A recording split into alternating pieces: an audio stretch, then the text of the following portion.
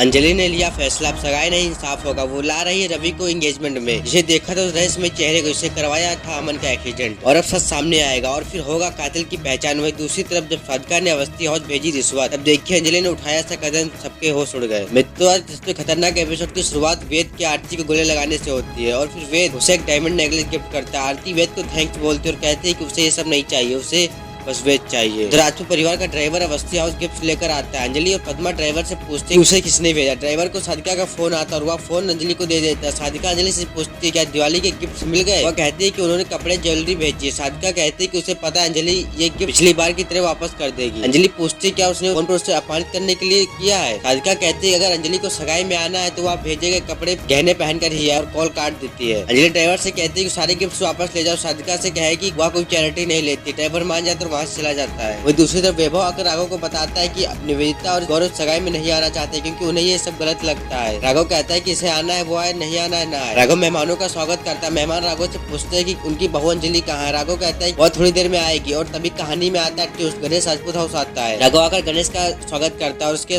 साथ फोटो खिंचवाता है। फिर राघव पूछता है कि गणेश साधारण कपड़े में क्यों आया और वो कपड़े कहाँ हैं जो भेजे गए। गणेश कहता है कि वो अपने ससुराल वालों से कुछ नहीं लेता और अगर उसे यहाँ नहीं आना चाहिए तो वह चला जाएगा। राघव कहता है ऐसा कुछ नहीं, वह यहाँ रह सकता। राघव गणेश को याद दिलाता है कि पहले राघव ने कहा था कि इस घर में कुत्ते, भिखारी और अवस्थी नहीं आते, और अब वह उसका स्वागत कर रहा है। राघव कहता है कि आज उसकी पोती की सगाई है इसलिए झगड़ा नहीं करना चाहता। मेहमान पूछते हैं दूल्हा दुल्हन कहाँ है। आरती सीढ़ियों से नीचे आते। दोस्तों बने रहे वीडियो में क्योंकि अब होने वाला धमाका। अंजलि पंकज से कहती है कि सब वेद और आरती की एंगेजमेंट में बिजी होंगे। अंजलि कहती है कि वो रवि को वहाँ ले जाएंगे और लोगों को दिखाएंगे क्योंकि रवि को जिसने काम दिया था उसने उसका चेहरा देखा था। पद्मा अंजलि से कहती है कि आज वह वहाँ ना जाए क्योंकि आज आरती की सगाई है। कहती है कि उसकी जिंदगी का सिर्फ एक ही मकसद है, अपने पति अमन की कातिल को ढूंढकर जेल भिजवाना। अंजलि यह भी कहती है कि यह साबित नहीं हुआ कि वेद की शादी हुई या नहीं। अंजलि कहती है कि वेद की शादी हो चुकी है और अगर ये सगाई हो गई तो इसका मतलब अंजलि अपना काम सही से नहीं कर रही है। अंजलि कली पर भड़क जाती है, कहती है कली को कौन हक है उसकी ईमानदारी पर सवाल उठाने का। अंजलि चेतावनी देती है कि अगर उसे पता चला कि आरती की हत्या की कोशिश के पीछे कली का हाथ है तो वह कली को नहीं छोड़ेगी। फिर अंजलि और पंकज वहाँ से निकल जाते हैं। एपिसोड समाप्त होता है। अब अगले एपिसोड में अंजलि रवि को वेद और आरती की एंगेजमेंट में सेरेमनी लेकर आती है और एंगेजमेंट को बीच में रोक देती है। राघव अंजलि से पूछता है कि यह सब क्या हो रहा है। अंजलि कहती है कि रवि वही जिसने अमन और अंजलि का एक्सीडेंट किया। अंजलि कहती है कि रवि उस व्यक्ति को पहचान लेगा जिसने उसे ये काम करने को कहा था क्योंकि वह व्यक्ति यहीं मौजूद है। उधर युवराज रवि से छिपने लगता है। अब क्या अंजलि ढूंढ पाएगी अपने पति के कातिल को? क्या रवि पहचान पाएगा उस चेहरे को जिसने अमन की मौत का सौदा किया? और क्या प्री एंगेजमेंट की शाम बदल जाएगी एक नई जंग में? जानिए सब कुछ अगले एपिसोड में कल शाम 6 बजे। धन्यवाद।